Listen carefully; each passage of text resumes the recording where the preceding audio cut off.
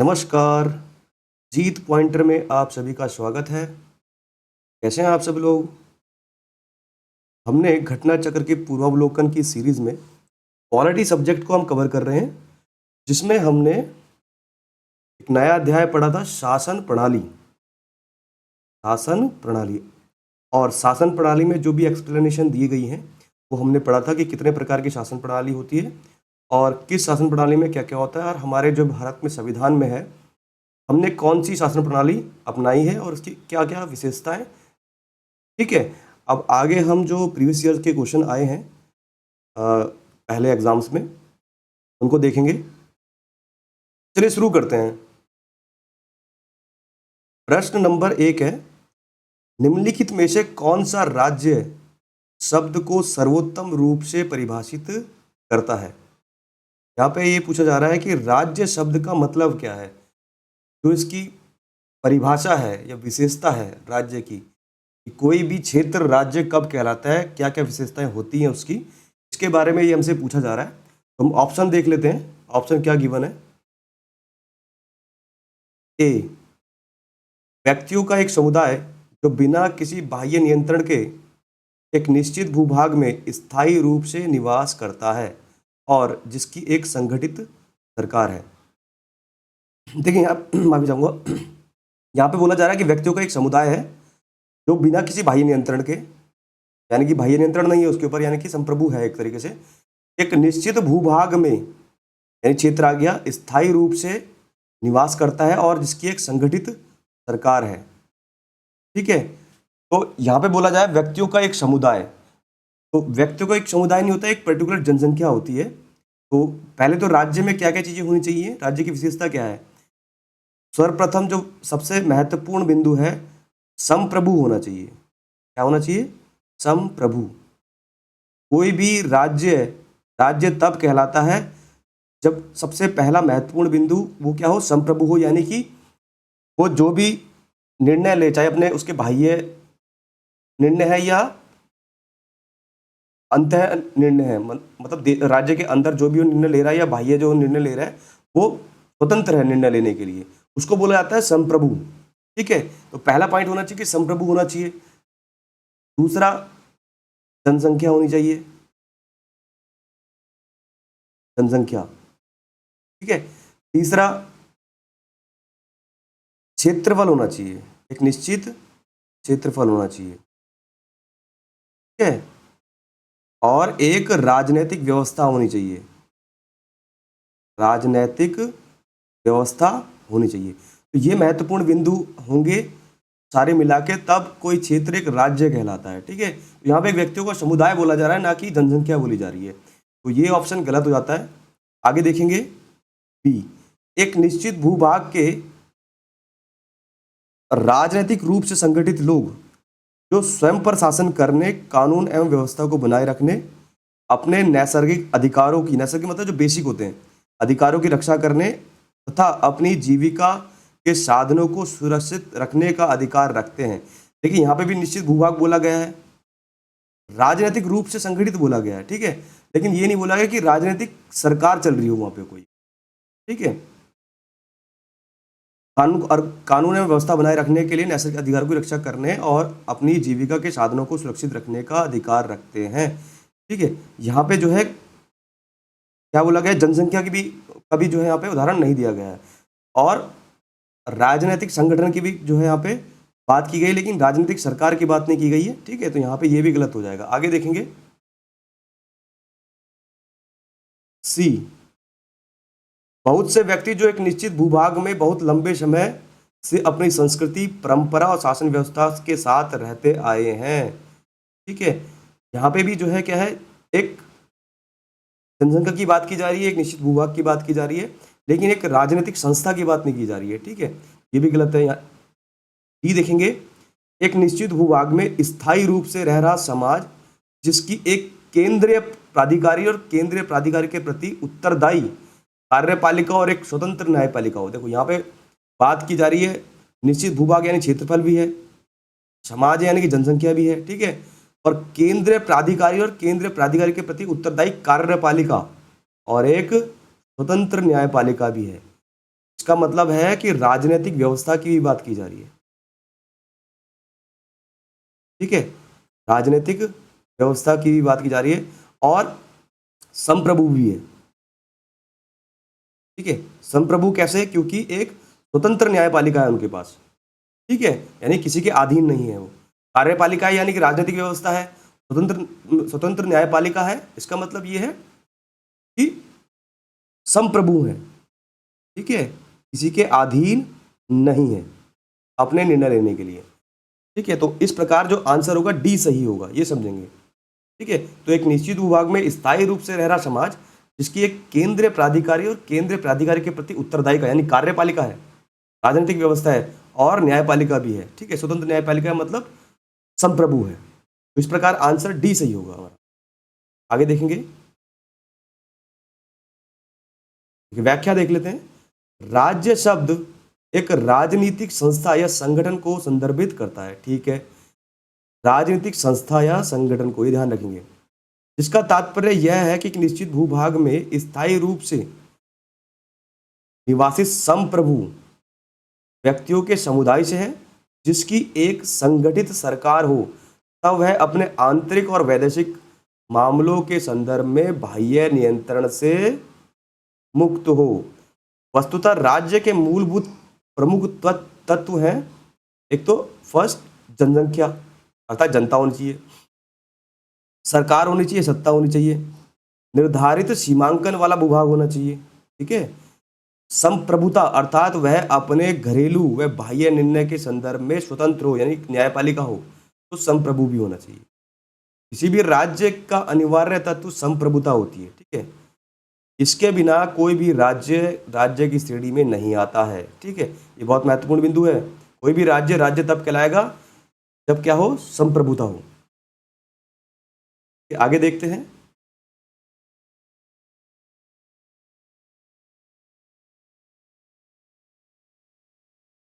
प्रश्न संख्या 2, निम्नलिखित में से कौन सा राज्य का सबसे महत्वपूर्ण तत्व है? यहां पे बात की जा रही है, देखिए राज्य का सबसे महत्वपूर्ण तत्व क्या होता है? संप्रभुता, यानी कि वो किसी के अधीन ना हो, अपने अंत और बाह्य निर्णय लेने के लिए स्वतंत्र हो। ठीक है, उसको तभी राज्य बोला जाएगा जब वो क्या हो? संप्रभु हो। तो ये महत्वपूर्ण बिंदु है, इसका आंसर होगा सी। राज्य के 4 आवश्यक तत्व होते हैं, जनसंख्या, भूभाग, सरकार तथा संप्रभुता। राज्य के इन चारों तत्वों में संप्रभुता सबसे महत्वपूर्ण तत्व है। ठीक है, संप्रभुता के बिना कोई राज्य अन्य तीनों तत्वों के होते हुए भी अंतरराष्ट्रीय दृष्टि से राज्य नहीं कहलाएगा, यानी कि जो इंटरनेशनल लेवल पे उसको राज्य की मान्यता नहीं दी जाएगी अगर वो संप्रभु ना हो। ठीक है, आगे देखेंगे,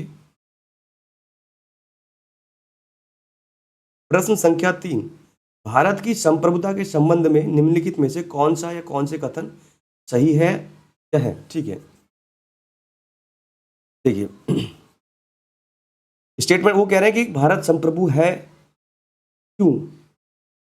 ये स्टेटमेंट दिए। फर्स्ट स्टेटमेंट है भारत राष्ट्रमंडल का सदस्य है। ठीक है, दूसरा स्टेटमेंट है राष्ट्रमंडल की सदस्यता के कारण भारत की संप्रभुता कम हो जाती है। देखिए अब इनको समझते हैं। पहले देखिए, भारत राष्ट्रमंडल का सदस्य है, पहले से समझेंगे कि राष्ट्रमंडल क्या है। देखिए, राष्ट्रमंडल ऐसे देशों का समूह है जो कभी भूतकाल में ब्रिटेन के अधीन रहे हों, यानी कि ब्रिटेन के उपनिवेश रहे हों। ठीक है, तो उन सभी देशों के सदस्य को मिलाकर जो है राष्ट्रमंडल का एक संगठन बनाया गया है। ठीक है, लेकिन इसमें क्या है कि अब वो जो जितने भी सदस्य हैं वो ब्रिटेन के या किसी के अधीन नहीं है, वो संप्रभु है।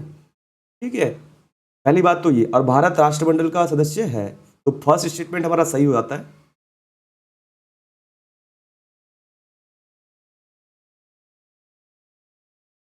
ठीक है, फर्स्ट स्टेटमेंट सही है, भारत राष्ट्रमंडल का सदस्य है।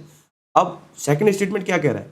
राष्ट्रमंडल की सदस्यता के कारण देखिए भारत की संप्रभुता कम हो जाती है।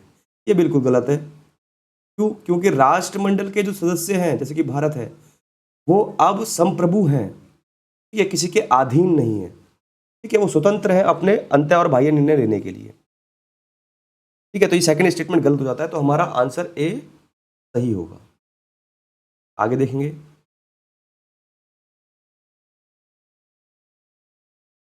देखिए व्याख्या देख लेते हैं। भारत राष्ट्रमंडल का सदस्य है, लेकिन इसके कारण भारत की संप्रभुता कम नहीं होती। राष्ट्रमंडल वास्तव में कोई वैधानिक संगठन नहीं है। बिल्कुल सही, कोई वैधानिक संगठन नहीं है राष्ट्रमंडल, बल्कि इसके सदस्यों के पारस्परिक सहयोग व सद्भावना पर आधारित संगठन है। यानी कि जो ये संगठन बना है देशों का, ये किसके लिए बना है? पारस्परिक सहयोग के लिए बना है, ठीक है, और सद्भावना के लिए बना है। ठीक, राष्ट्रमंडल के सभी सदस्य राष्ट्र स्वतंत्र हैं और समान है, यानी कि वो जो है संप्रभु हैं, सभी स्वतंत्र हैं तथा ब्रिटिश सम्राट के प्रति निष्ठा जैसी कोई शर्त या आवश्यकता नहीं है। ठीक है, क्योंकि जो राष्ट्रमंडल संगठन बना है वो उन देशों को मिलाकर बना है जो पहले कभी ब्रिटेन के अधीन रहे हों या फिर ब्रिटेन के उपनिवेश रहे हों, लेकिन अब वो स्वतंत्र हैं। बस एक संगठन बनाया गया है पारस्परिक सहयोग के लिए, ताकि ये सारे देश मिलकर एक दूसरे को पारस्परिक सहयोग कर सकें और सद्भावना व्यक्त कर सकें। ठीक है, आगे देखेंगे। प्रश्न संख्या 4,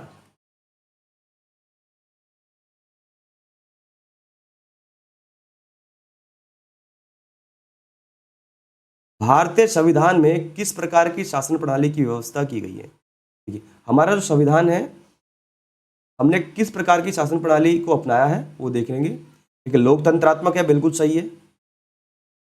ठीक है, अध्यक्षात्मक है,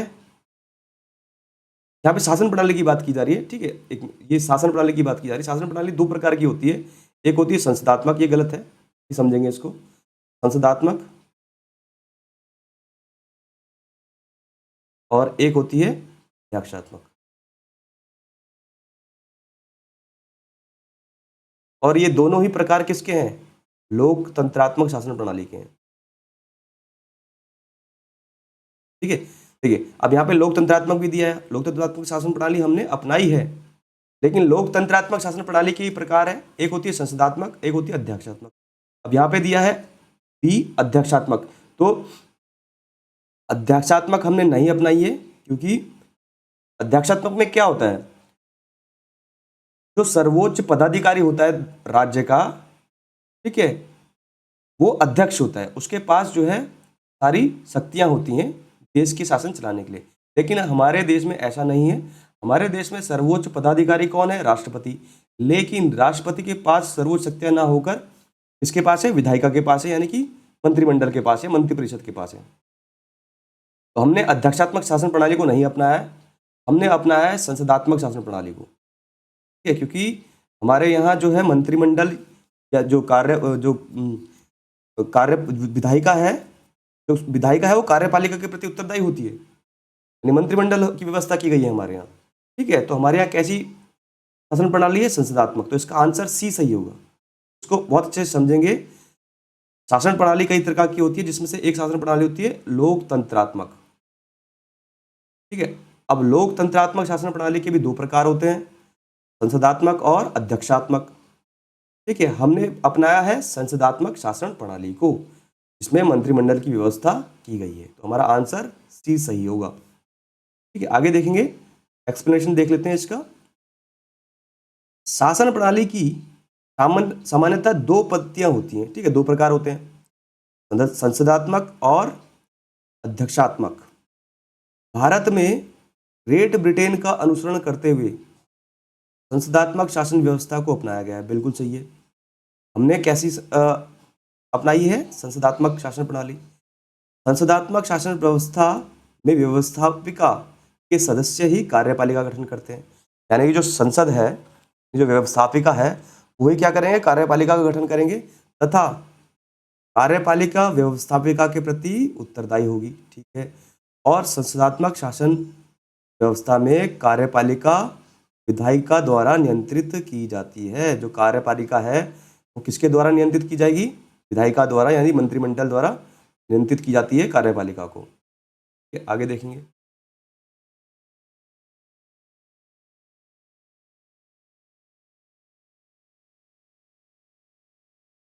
प्रश्न संख्या 5, संसदात्मक शासन व्यवस्था में, ये कह रहे हैं कि संसदात्मक शासन व्यवस्था में क्या होता है, ये स्टेटमेंट दिए गए हैं। ठीक है, फर्स्ट है न्यायपालिका का कार्यपालिका पर नियंत्रण होता है, ये बिल्कुल गलत है। न्यायपालिका का कार्यपालिका पर पूर्णतः नियंत्रण नहीं होता है। आगे देखेंगे। कार्यपालिका का न्यायपालिका पर नियंत्रण होता है, ये भी गलत है। कार्यपालिका का विधायिका पर नियंत्रण होता है, ये गलत है, क्योंकि विधायिका का नियंत्रण होता है कार्यपालिका पर, उल्टा बोल दिया है। डी देखेंगे, विधायिका का कार्यपालिका पर नियंत्रण होता है, ये सही है। जो विधायिका होती है यानी कि जो मंत्रिमंडल होता है, मंत्रिपरिषद होता है, उसका नियंत्रण होता है किस पे? कार्यपालिका पर। ठीक है, विधायिका का नियंत्रण कार्यपालिका पर होता है। ये किस शासन प्रणाली में? संसदात्मक शासन प्रणाली। देखिए, कहने का सीधा सीधा मतलब है, अगर आपसे पूछा जाए या प्रश्न आए कि संसदात्मक शासन व्यवस्था में क्या होता है, का सीधा सा आंसर होता है संसदात्मक शासन प्रणाली वो होती है जिसमें कार्यपालिका विधायिका के नियंत्रण में रहती है। समझ में आ रहा है? संसदात्मक शासन व्यवस्था वो होती है जिसमें कार्यपालिका विधायिका के नियंत्रण में रहती है। ठीक है, तो आशा करता हूं ये समझ आ गया होगा आपको। आगे देखेंगे। प्रश्न संख्या 6, संसदीय व्यवस्था वाली सरकार वह होती है जिसमें, देखिए संसदीय व्यवस्था वाली सरकार क्या होती है, ये पूछा जा रहा है फिर से वही। ऑप्शन देख लेते हैं। ए, संसद के सभी राजनीतिक दलों का सरकार में प्रतिनिधित्व होता है, ये बिल्कुल गलत है। सभी राजनीतिक दलों का प्रतिनिधित्व कैसे हो जाएगा संसदीय व्यवस्था में? ठीक है, एक ही राजनीतिक दल जो है सरकार को चलाता है। ठीक है, आगे देखेंगे। बी, सरकार संसद के प्रति उत्तरदायी होती है और उसके द्वारा हटाई जा सकती है, ये बिल्कुल सही है। जो सरकार बनती है यानी कि मंत्रिपरिषद बनती है, वो किसके प्रति उत्तरदायी होगी? संसद के प्रति उत्तरदायी होगी, यानी लोकसभा राज्यसभा के प्रति उत्तरदायी होगी, और उसके द्वारा हटाई भी जा सकती है। संसद के द्वारा हटाया भी जा सकता है। इस व्यवस्था में, संसदीय व्यवस्था में, यानी कि वही है कि जो विधायिका, जो कार्यपालिका है, वो किसके नियंत्रण में रहती है? विधायिका के। ध्यान रखेंगे, कार्यपालिका किसके नियंत्रण में रहती है? विधायिका के नियंत्रण में रहती है। यानी सरकार जो है संसद के प्रति उत्तरदायी होती है और उसके द्वारा हटाई भी जा सकती है। तो हमारा आंसर सी सही होगा। और देख लेते हैं, सरकार लोगों के द्वारा निर्वाचित होती है और उनके द्वारा हटाई जा सकती है, ये बिल्कुल सही, गलत है। निर्वाचित तो होती है, निर्वाचित नहीं, प्रतिनिधित्व जो है चुन के जाते हैं संसद में, और फिर मंत्रिपरिषद बनती है, सरकार बनती है। लेकिन मंत्रिपरिषद भी किससे बनती है? व्यवस्थापिका से बनती है। व्यवस्थापिका कौन है? संसद है, और संसद के द्वारा ही सरकार को हटाया जा सकता है। आगे देखेंगे। सरकार संसद के द्वारा चुनी जाती है किंतु निर्धारित समयावधि के पूर्ण होने के पूर्व हटाई नहीं जा सकती, ये भी गलत है। संसद के द्वारा तो चुनी जाएगी सरकार, लेकिन जब समयावधि पूर्ण हो जाएगी, जब मान लीजिए 5 साल का कार्यकाल होता है सरकार का, तो पूर्ण हो जाएगी तो के पूर्व हटाई, तो ये कह रहे हैं निर्धारित समयावधि के पूर्ण होने के पूर्व हटाई नहीं जा सकती, ये गलत है। क्यों हटाई जा सकती है? क्योंकि लोकसभा भंग की जा सकती है संसद के द्वारा। ठीक है, आगे देखेंगे। यानी 5 साल पूरी, यानी कार्यकाल पूर्ण होने से पहले भी संसद, सरकार को हटाया जा सकता है संसद के द्वारा। ठीक है, आगे देखेंगे।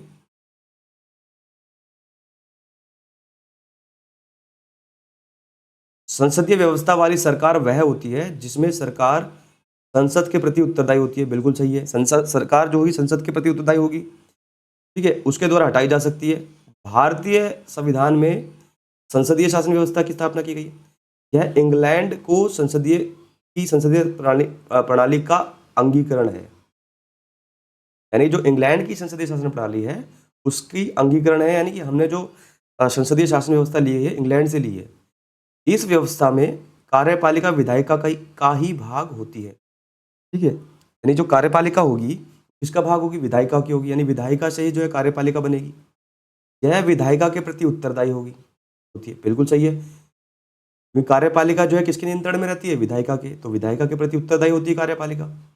इसमें वास्तविक कार्यपालिका शक्तियां प्रधानमंत्री और उसकी मंत्रिपरिषद में निहित होती हैं। बिल्कुल सही है। जो कार्यपालिका होती है, ठीक है, यानी कार्यपालिका जो होती है उसमें शक्ति होती है इसमें प्रधानमंत्री और मंत्रिपरिषद में सारी शक्तियां, जो वास्तविक शक्तियां जो है निहित होती हैं। ठीक है।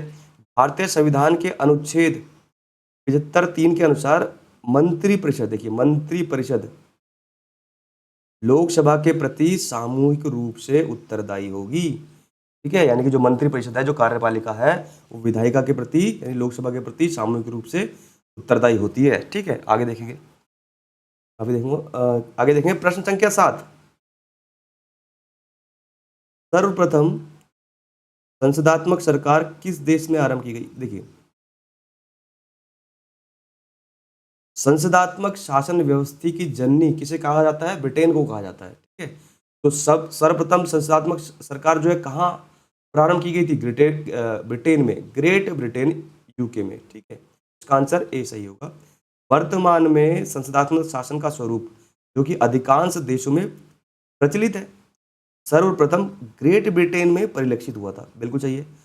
पुष्पेश पंत ने भी अपनी पुस्तक विश्व का इतिहास, देखिए विश्व का इतिहास एक बुक लिखी है पुष्पेश पंत जी ने, लिखा है ब्रिटेन में संसदीय प्रणाली का आविर्भाव संसार के किसी भी देश से पहले हो गया था। आगे देखेंगे।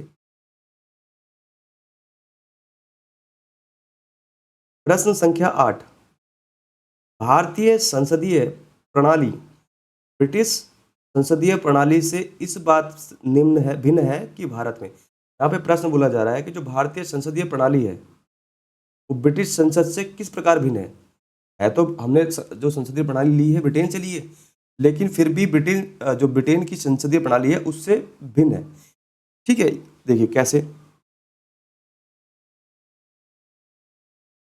वास्तविक और नाममात्र दोनों प्रकार की कार्यपालिका, ये नहीं हो सकता क्योंकि ब्रिटेन में भी वास्तविक और नाममात्र की दोनों प्रकार की कार्यपालिका है, ये तो गलत हो जाएगा। दोनों, ब्रिटेन में भी वास्तविक और नाममात्र की कार्यपालिका है, हमारे यहाँ भी वास्तविक और नाममात्र की कार्यपालिका है।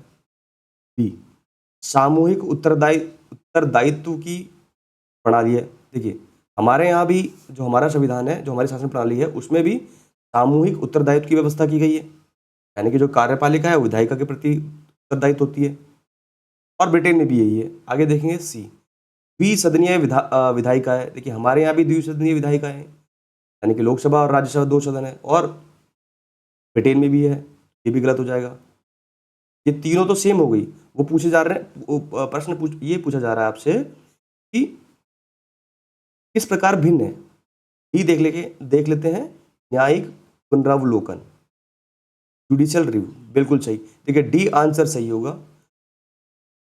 हमारे यहाँ जो व्यवस्था की गई है न्यायिक पुनरावलोकन की गई है, यानी जुडिशियल रिव्यू की गई है, और ये हमने व्यवस्था कहाँ से ली है? अमेरिका से।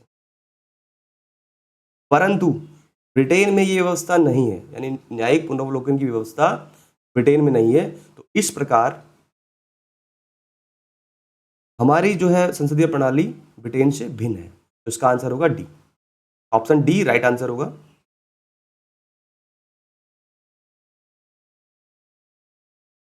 आगे देख लेते हैं व्याख्या। भारतीय संसदीय प्रणाली में न्यायिक पुनरावलोकन की प्रणाली है, बिल्कुल सही है, हमने जो है न्यायिक पुनरावलोकन की प्रणाली अपनाई है, जबकि ब्रिटेन में यह प्रणाली नहीं लागू है, ब्रिटेन में नहीं है। इस हर अर्थ में भारतीय संसदीय प्रणाली ब्रिटेन से भिन्न है।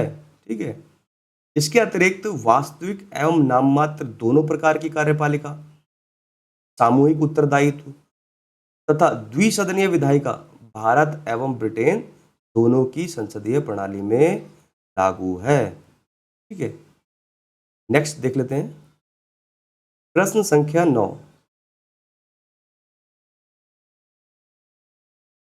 देखिए प्रश्न संख्या 9 क्या कहना चाह रहा है? हमने ब्रिटिश मॉडल पर आधारित संसदीय लोकतंत्र को अपनाया है, बिल्कुल सही है, किंतु हमारा मॉडल उस मॉडल से किस प्रकार भिन्न है? फिर से वही क्वेश्चन पूछा जा रहा है, लेकिन इस बार स्टेटमेंट थोड़े अलग होंगे। कहना चाह रहे हैं कि हमने जो शासन प्रणाली अपनाई है संसदीय लोकतंत्र की, वो ब्रिटेन से अपनाई है, लेकिन फिर भी हमारी जो संसदीय शासन प्रणाली है लोकतंत्र की, वो ब्रिटेन से अलग है। क्यों? स्टेटमेंट देख लेते हैं। पहला है,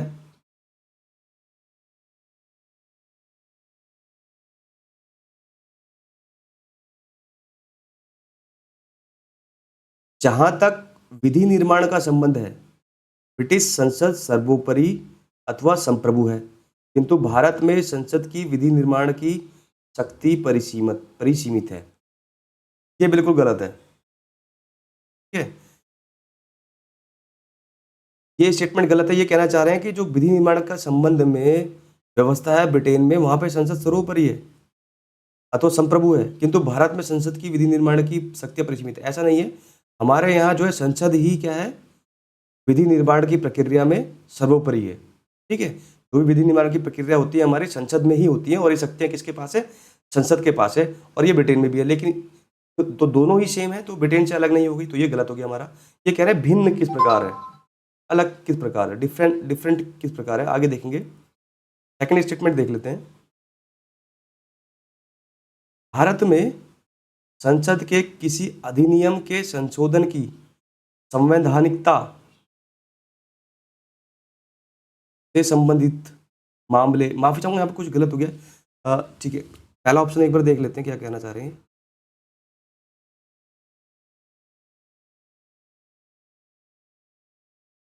ब्रिटिश संसद सर्वोपरि है तो संप्रभु, नहीं, ये फर्स्ट स्टेटमेंट सही है, क्योंकि हमारे यहाँ ये पहला स्टेटमेंट सही है। ब्रिटेन में संसद जो है सर्वोपरि है, लेकिन हमारे यहाँ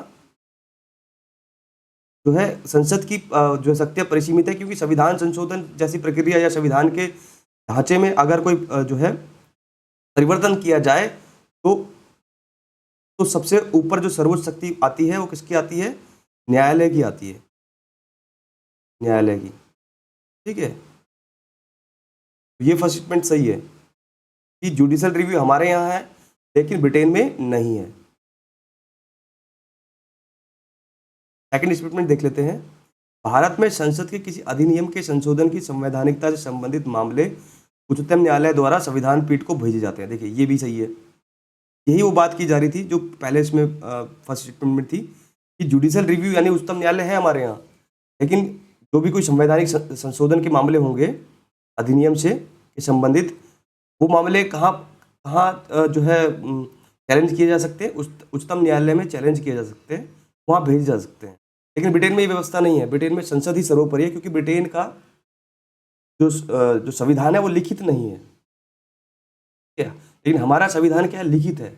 लिखित के हिसाब से जो भी हमारे संविधान में कानून व्यवस्था लिखी गई है, उस हिसाब से जो है संसद को चलना पड़ता है, इसलिए संसद की जो शक्तियाँ हैं वो सीमित है। लेकिन ब्रिटेन में ऐसा नहीं है, ब्रिटेन में जो है लिखित संविधान ना होकर वो संसद उसी समय कानून बनाते हैं और वहीं पे वो पारित करते हैं।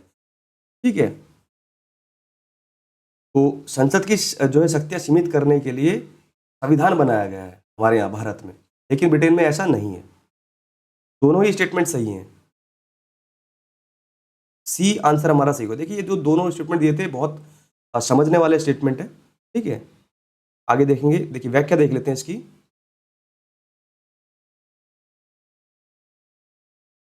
ब्रिटिश मॉडल पर आधारित लोकतांत्रिक व्यवस्था में संसदीय संप्रभुता के सिद्धांत को अपनाया है। बिल्कुल सही, उन्होंने संसदीय संप्रभुता के सिद्धांत को अपनाया है ब्रिटेन की संसद ने।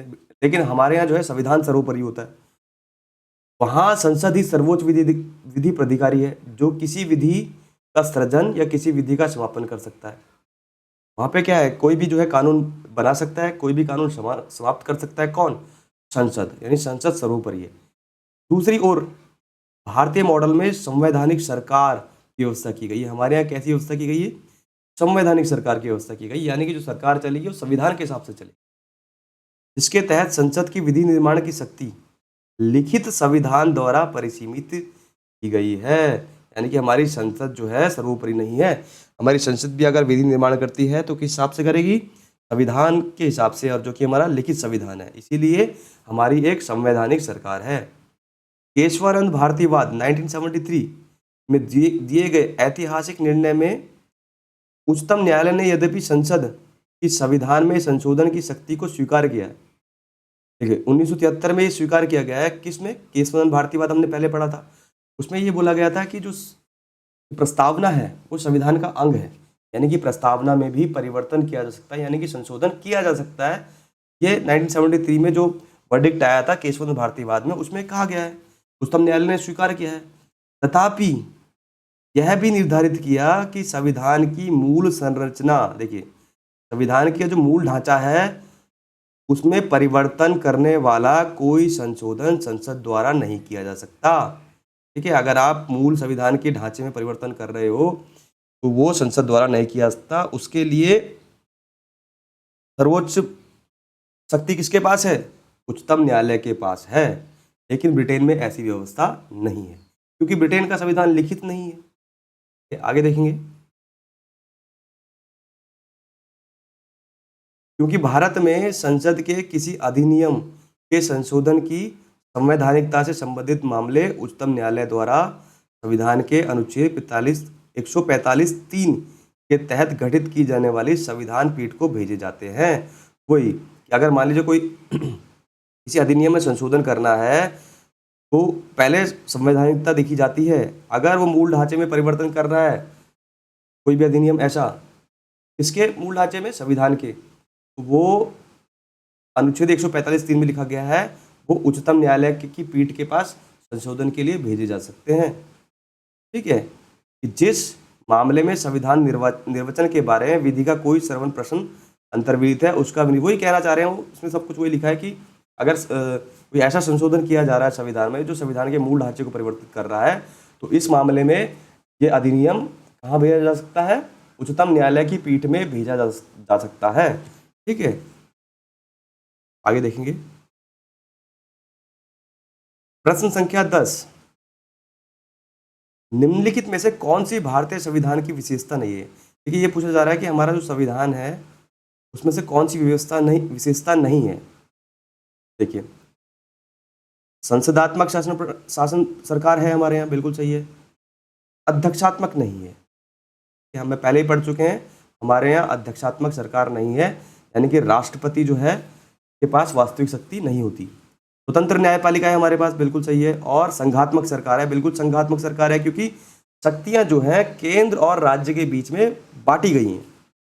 तो हमारे यहाँ संसदात्मक सरकार भी है, स्वतंत्र न्यायपालिका भी है और संघात्मक सरकार भी है, लेकिन अध्यक्षात्मक सरकार नहीं है। तो हमारा आंसर बी सही होगा।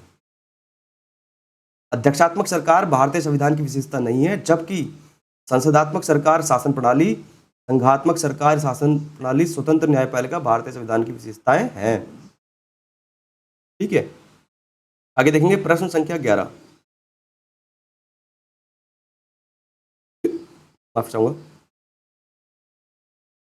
भारतीय राजनीतिक पद्धति के बारे में निम्न में से कौन सा सही नहीं है?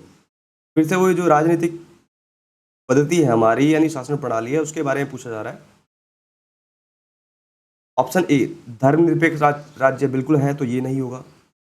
धर्मनिरपेक्ष राज्य की राजनीतिक पद्धति है हमारे यहाँ। संसदीय पद्धति की सरकार भी है हमारे यहाँ, तो ये भी ऑप्शन गलत होगा। संघीय नीति भी है हमारे यहाँ, बिल्कुल सही है, ये भी गलत हो, क्योंकि संघीय नीति क्यों है? क्योंकि केंद्र और राज्य के बीच शक्तियों का बंटवारा किया गया है। राष्ट्रपति पद्धति की सरकार नहीं है हमारे यहाँ, तो हमारे यहाँ आंसर सही होगा। देखिए प्रश्न को समझेंगे, प्रश्न कई तरीके से जो है ऑप्शन पे आपको दिया जा सकता है। यहाँ पे उन्होंने डी में अध्यक्षात्मक सरकार ना कह के क्या बोला गया? राष्ट्रपति पद्धति की सरकार बोला गया है, जो कि हमारे यहाँ नहीं है। ठीक है, ध्यान रखेंगे। तो आंसर हमारा डी सही होगा। व्याख्या देख लेते हैं। भारत में राष्ट्रपतीय पद्धति नहीं है, बल्कि संसदीय पद्धति की सरकार है, तथा यहाँ राष्ट्रपति शासन का औपचारिक प्रमुख मात्र है। बिल्कुल सही है, राष्ट्रपति के पास वास्तविक शक्तियां नहीं है, क्योंकि वास्तविक शक्तियां किसके पास है? प्रधानमंत्री और मंत्रिपरिषद के पास है, या फिर आप ये बोलेंगे मंत्रिमंडल के पास वास्तविक शक्तियां नहीं है। राष्ट्रपति जो है एक काल्पनिक अध्यक्ष होता है। भारतीय संविधान संसदीय लोकतंत्र की व्यवस्था करता है, बिल्कुल सही है। इसमें धर्मनिरपेक्ष राज्य और संघीय प्रणाली को अपनाया है। ठीक है, आगे देखेंगे प्रश्न संख्या 12, भारत में संसदीय प्रणाली की सरकार है क्योंकि यहाँ पे पूछा जा रहा है कि भारत में जो है संसदीय प्रणाली की सरकार है क्यों। ऑप्शन ए देख लेते हैं, लोकसभा जनता द्वारा प्रत्यक्ष रूप से निर्वाचित होती है, ये बिल्कुल सही है। बिल्कुल गलत है, माफी चाहूंगा। क्यों? क्योंकि लोकतंत्रात्मक शासन प्रणाली में है जनता द्वारा जो है प्रत्यक्ष रूप से जो है निर्वाचित होती है सरकार, लोकसभा। लोकतंत्रात्मक शासन प्रणाली तो है हमारे यहाँ, लेकिन कैसी है? संसदीय प्रणाली है हमारी, तो ये गलत होगा। संसद संविधान का संशोधन कर सकती है, ये भी गलत। राज्यसभा को भंग नहीं किया जा सकता, ये भी गलत। मंत्रिपरिषद लोकसभा के प्रति उत्तरदायी होती है। यहाँ पे बात समझेंगे, देखिए यहाँ पे बोला जा रहा है मंत्रिपरिषद, यानी कि जो कार्यपालिका, देखो कार्यपालिका कौन होती है? मंत्रिपरिषद। लोकसभा यानी कि विधायिका के प्रति उत्तरदायी होती है। ठीक है, तो हमने पहले भी समझा है कि संसदीय प्रणाली में क्या होता है, इसकी विशेषता क्या है, इसकी परिभाषा क्या है। देखिए, संसदीय शासन प्रणाली की परिभाषा ये है, जो कार्यपालिका होगी विधायिका के नियंत्रण में होगी, रहेगी। यानी जो कार्यपालिका होगी वो विधायिका के लिए प्रति उत्तरदायी होगी। कार्यपालिका कौन? मंत्रिपरिषद। और मंत्रिपरिषद में कौन आता है? प्रधानमंत्री और मंत्रिमंडल। ठीक है, जो भी होगा। तो जो मंत्रिपरिषद है वो किसके प्रति उत्तरदायी होगी? लोकसभा के प्रति उत्तरदायी होगी, यानी लोकसभा के नियंत्रण में रहेगी। यही क्या है? संसदीय प्रणाली की विशेषता है। ये आंसर हमारा सही होगा। प्रश्न जो है कई प्रकार से घुमा के आपसे पूछे जा सकते हैं, आपको क्लियर होनी चाहिए सारी चीजें। ठीक है, आगे देखेंगे। देखिए इसकी वो देख लेते हैं, व्याख्या देख लेते हैं। भारत में संसदीय प्रणाली की सरकार है क्योंकि मंत्रिपरिषद लोकसभा के प्रति उत्तरदायी है। और ये किस में है? आर्टिकल नंबर 75(3) में। ठीक, संसदीय शासन प्रणाली को मंत्रिमंडलीय व्यवस्था भी कहते हैं। ठीक है, तो संसदीय जो शासन प्रणाली है उसमें मंत्रिमंडल की व्यवस्था होती है, इसलिए मंत्रिमंडलीय व्यवस्था भी कहते हैं। इस शासन व्यवस्था में संसद विधि निर्माण की सर्वोच्च संस्था होती है। कार्यपालिका अपने सभी कार्यों के लिए संसद के प्रति उत्तरदायी होती है। कार्यपालिका के सदस्य संसद के सदस्य होते हैं और कार्यपालिका तभी तक सत्तारूढ़ या कार्यरत रहती है जब तक उसे संसद यानी लोकसभा का विश्वास प्राप्त रहता है। यानी कि लोकसभा के द्वारा जो है कार्यपालिका को हटाया भी जा सकता है। ठीक है, और कार्यपालिका किसके प्रति उत्तरदायी होगी? लोकसभा के प्रति, यानी कि संसद के प्रति, या फिर आप बोल लो विधायिका के प्रति। ठीक है, आगे देखेंगे। प्रश्न संख्या 13, संसदीय स्वरूप के शासन का प्रमुख लाभ क्या है? देखिए यहाँ पे पूछा जा रहा है कि जो संसदीय प्रणाली है उसका लाभ क्या है, इनमें से कौन सा है? ऑप्शन देख लेते हैं। घुमा फिरा के आंसर एक ही आएगा, देखेंगे समझेंगे इसको। कार्यपालिका और विधानमंडल दोनों स्वतंत्र रूप से कार्य करते हैं, ये बिल्कुल गलत है। कार्यपालिका स्वतंत्र रूप से कार्य करती नहीं है संसदीय प्रणाली में, क्योंकि कार्यपालिका विधायिका के नियंत्रण में रहती है। बी देख लेते हैं, यह नीति को निरंतरता प्रदान करता है और यह अधिक दक्ष है, ये भी गलत है, ये इससे कोई लाभ नहीं है। कार्यपालिका विधानमंडल के प्रति उत्तरदायी होती है, बनी रहती है, ये बिल्कुल सही है। जो कार्यपालिका होगी यानी कि जो सरकार होगी, आप इसे कार्यपालिका बोल लो, सरकार बोल लो या मंत्रिपरिषद बोल लो। ठीक है, ये जो है किसके प्रति उत्तरदायी होती है? विधानमंडल के प्रति उत्तरदायी रहती है, यानी संसद के कंट्रोल में रहती है या लोकसभा के कंट्रोल में रहती है। ठीक है, ये इसका सबसे बड़ा लाभ है। ठीक है, यानी कि सरकार की निरंकुशता नहीं रहती।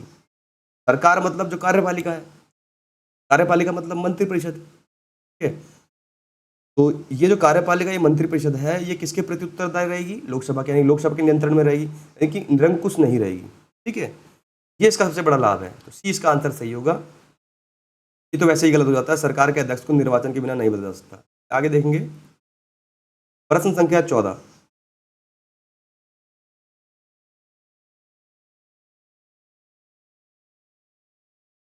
भारत के संदर्भ में संसदीय शासन प्रणाली में निम्नलिखित में से कौन से सिद्धांत संस्थागत रूप में से नहीं थे? ठीक है, देख लेते हैं। तो क्या कहना चाह रहे हैं? ये कहना चाह रहे हैं कि जो संसदीय शासन प्रणाली है भारत में, उसमें कौन कौन से जो ये स्टेटमेंट दिए हैं सही हैं इसमें। ठीक, ये कहना चाह रहे हैं। ठीक है, देख लेते हैं। पहला है मंत्रिमंडल के सदस्य संसद के सदस्य होते हैं, बिल्कुल सही है। जो मंत्रिमंडल है यानी कि जो कार्यपालिका है उसके सदस्य संसद के सदस्य होंगे, ठीक है। ये होना जरूरी है क्योंकि आर्टिकल नंबर 75(5) में लिखा है, ठीक है, अनुच्छेद 75(5) में ये लिखा गया है कि अगर कोई सदस्य संसद का सदस्य चुना जाता है, ठीक है, यानी कोई व्यक्ति अगर संसद का सदस्य चुना जाता है और उस समय माफी चाहूंगा, कोई कोई जो है मंत्रिमंडल का सदस्य चुना जाता है और उसके पास अगर संसद की सदस्यता नहीं है, यानी कि ना तो लोकसभा का सदस्य है ना राज्यसभा का सदस्य है, और उसको मंत्रिमंडल में चुना गया है, ठीक है, तो उसको 6 महीने के अंदर संसद की सदस्यता लेनी पड़ेगी, या तो लोकसभा के लिए चाहे राज्यसभा के लिए, ठीक है। तो इसीलिए जो मंत्रिमंडल है यानी कि जो कार्यपालिका है उसमें प्रधानमंत्री और मंत्रिपरिषद होता है, उसमें जितने भी सदस्य होंगे वो संसद के सदस्य होना अनिवार्य है, क्योंकि जो मंत्रिमंडल बनाया जाता है वो संसद के सदस्यों से ही चुना जाता है या संसद के सदस्यों से ही बनाया जाता है, ठीक है। यहाँ पे कहना जा रहे हैं, तो पहला स्टेटमेंट हमारा सही है। जब तक मंत्रियों को संसद का विश्वास प्राप्त रहता है तब तक ही वे अपने पद पर बने रहते हैं, बिल्कुल सही है। जब तक मंत्रियों को संसद का विश्वास प्राप्त रहेगा तब तक ही वे अपने पद पर बने रहते हैं। मतलब इसका कहने का मतलब ये है कि अगर संसद में अगर वो अपना विश्वास मत खो देते हैं तो मंत्रिमंडल को भंग किया जा सकता है, ठीक है। ये यहाँ पे कहना चाह रहे हैं, तो बिल्कुल सही है। क्यों? क्योंकि मंत्रिमंडल जो है किसके नियंत्रण में रहती है? कार्यपालिका के नियंत्रण में रहती, सॉरी, कार्यपालिका किसके नियंत्रण में रहती है? विधायिका के नियंत्रण में रहती है, यानी संसद के नियंत्रण में रहती है। आगे देखेंगे प्रश्न संख्या 3, माफी चाहूंगा, ये उदाहरण नंबर 3, राज्य का अध्यक्ष ही मंत्रिमंडल का अध्यक्ष होता है। ये बिल्कुल गलत है। राज्य का अध्यक्ष, हमारे राज्य का अध्यक्ष कौन माना है? राष्ट्रपति। तो मंत्रिमंडल का अध्यक्ष राष्ट्रपति नहीं होता है। वास्तविक जो अध्यक्ष माना जाता है वो प्रधानमंत्री होता है, क्योंकि मंत्रिमंडल का अध्यक्ष कौन होगा? प्रधानमंत्री होगा, ठीक है। तो राष्ट्रपति तो होता नहीं है, हमारे यहाँ व्यवस्था नहीं है। ये व्यवस्था कहाँ है? ब्रिटेन में है, ठीक है। हमारे यहाँ जो है संसदीय प्रणाली अपनाई गई है, तो ये बिल्कुल गलत है। ठीक, गलत है तो हमारा ऑप्शन 1 और ऑप्शन 2 दोनों सही होंगे, तो ये हमारा आंसर। आगे देख लेते हैं व्याख्या।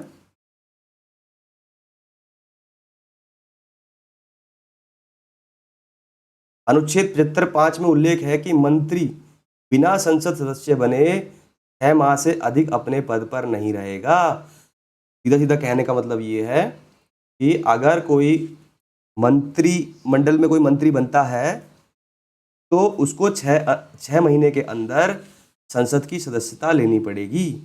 आगे देखेंगे, अर्थात मंत्रिमंडल के सदस्य संसद के सदस्य होने चाहिए।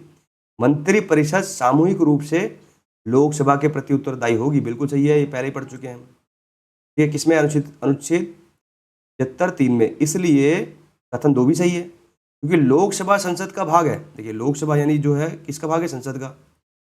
भारत में राज्य यानी राज्य राष्ट्र का अध्यक्ष राष्ट्रपति होता है हमारे यहाँ, जबकि मंत्रिमंडल की अध्यक्षता कौन करते हैं? प्रधानमंत्री करते हैं। इसलिए तीसरा स्टेटमेंट गलत था। आगे देखेंगे प्रश्न संख्या 15, सरकार की संसदीय व्यवस्था के विषय में निम्नलिखित में से कौन सा वक्तव्य सही है? ये कह रहे हैं जो सरकार की संसदीय व्यवस्था है उनमें से कौन सा स्टेटमेंट सही है। फिर से वही पूछा जा रहा है कि संसदीय व्यवस्था में क्या होता है। ये कई तरीके से क्वेश्चन को घुमा के आपसे पूछा जा रहा है, ठीक है। ऑप्शन देख लेते हैं। पहला, विधायिका न्यायपालिका के प्रति जवाबदेह है, ऐसा नहीं है, ठीक है। विधायिका कार्यपालिका के प्रति जवाबदेह है, ये भी नहीं है, क्योंकि कार्यपालिका विधायिका के प्रति जवाबदेह होती है, ना कि विधायिका कार्यपालिका के प्रति। विधायिका एवं कार्यपालिका दोनों स्वतंत्र है, ये भी गलत है, क्योंकि कार्यपालिका जो होती है वो किसके प्रति जवाबदेह होती है? विधायिका के नियंत्रण में रहती है, भी गलत है। राष्ट्रपति न्यायपालिका के प्रति जवाबदेह है, ये भी गलत है। तो इनमें से कोई भी सही है, तो हमारा ई आंसर सही होगा। व्याख्या देख लेते हैं, व्याख्या देख लेते हैं। शासन प्रणाली की सामान्यतः 2 पद्धतियां होती हैं, संसदीय और अध्यक्षीय, हमने पढ़ लिया। भारत में ग्रेट ब्रिटेन का अनुसरण करते हुए संसदीय शासन प्रणाली व्यवस्था को अपनाया है, ठीक है। संसदीय शासन व्यवस्था में व्यवस्थापिका के सदस्य ही कार्यपालिका का गठन करते हैं। संसदीय जो शासन व्यवस्था है उसमें जो व्यवस्थापिका है वो किसका गठन करेंगे? कार्यपालिका यानी मंत्रिमंडल का। तथा कार्यपालिका व्यवस्थापिका के प्रति उत्तरदायी होगी, यानी कार्यपालिका है वो विधायिका के प्रति उत्तरदायी होगी। संसदात्मक शासन व्यवस्था में कार्यपालिका विधायिका द्वारा नियंत्रित होती है। सारी बातें घूम फिरा के एक ही आएंगी, आपको ये समझना है, ठीक है। तथा न्यायपालिका कार्यपालिका और विधायिका के कार्यों की न्यायिक समीक्षा करती है। सिर्फ न्यायपालिका का काम क्या है? वो कार्यपालिका और विधायिका के कार्यों की न्यायिक समीक्षा करेगी, ना कि उनको नियंत्रण करेगी। राष्ट्रपति न्यायपालिका के प्रति जवाबदेह नहीं होता है, ठीक है, ये ध्यान रखना।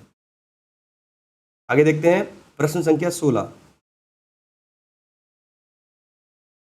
आज इतना ही रखते हैं, वीडियो ज़्यादा लंबी हो जाएगी।